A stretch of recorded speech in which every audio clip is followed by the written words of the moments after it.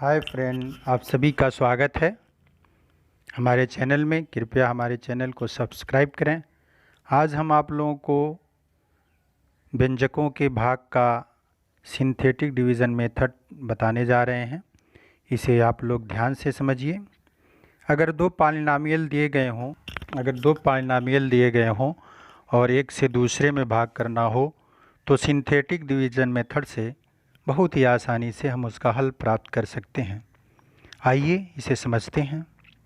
सबसे पहले हम व्यंजक दिया गया है 5x² धन 4x धन 3, इसमें x+2 से भाग करना है। पहले हम लॉन्ग डिवीज़न मेथड से इसका हल प्राप्त करेंगे, फिर हम देखेंगे कि सिंथेटिक डिवीज़न मेथड से कैसे हम आसानी से इसका हल प्राप्त कर सकते हैं।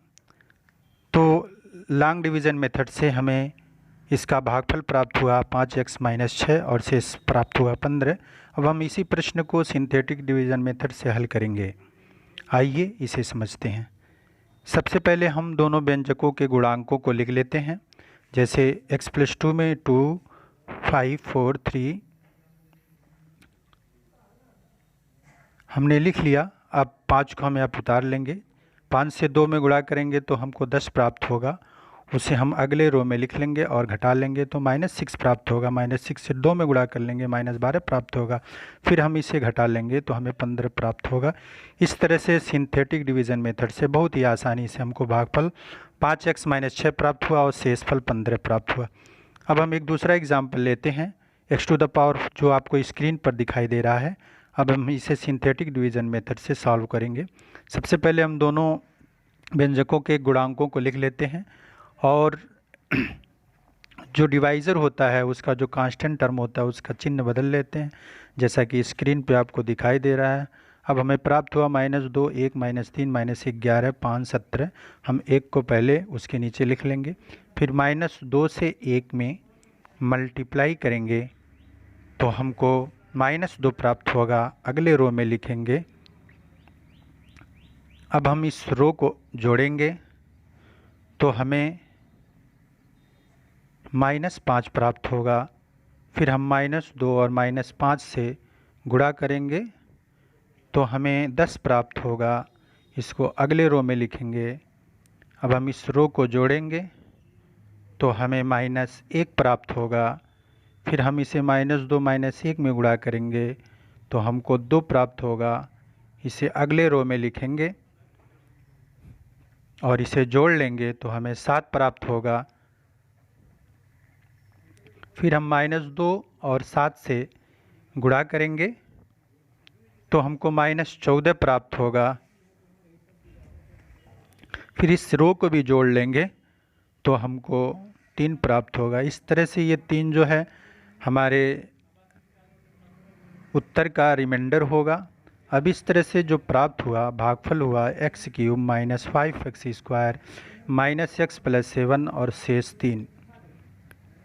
तो इस तरह से हम सिंथेटिक डिवीज़न मेथड से किसी भी दो पॉलिनॉमियल के बीच भाग करके उसका भागफल और शेषफल बहुत ही आसानी से और मज़ेदार तरीके से प्राप्त कर सकते हैं।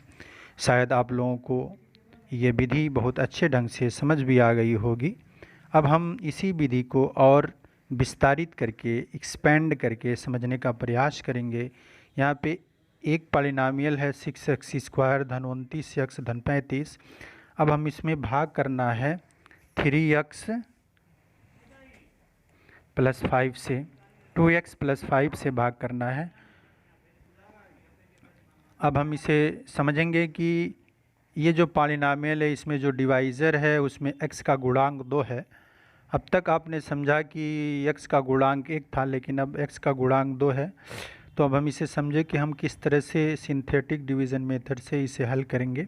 सबसे पहले हम डिवाइडेंड यानी 6x² + 29x + 35 के गुणांकों को लिख लेंगे।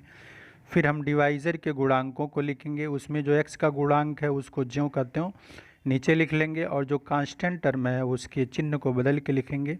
फिर हम 6 को उतार लेंगे, फिर 2 से 6 में भाग करेंगे तो 3 प्राप्त होगा। 3 और -5 से गुणा करेंगे तो -15 प्राप्त होगा। फिर इस रो को जोड़ लेंगे तो हमको 14 प्राप्त होगा। 14 में 2 से भाग करेंगे तो 7 प्राप्त होगा। फिर 7 से -5 में गुणा करेंगे तो -35 प्राप्त होगा। फिर इस रो को जोड़ लेंगे तो 0 प्राप्त होगा। यही 0 जो हमारा रिमाइंडर होगा और हमारा भागफल जो होगा वो 3x धन 7 होगा, जैसा कि आप स्क्रीन पे देख रहे हैं। तो ये था सिंथेटिक डिवीज़न मेथड, जिसके ज़रिए हम दो पॉलिनॉमियल्स के बीच भाग बड़ी आसानी से कर सकते हैं। तो प्रिय विद्यार्थियों और मेरे प्यारे दोस्तों, शायद आप लोगों को ये विधि समझ आई होगी। अगर ये विधि आपको अच्छे ढंग से समझ आ गई है तो मेरे इस चैनल को ज़रूर सब्सक्राइब करें और अपने दोस्तों में शेयर करें। थैंक यू, धन्यवाद।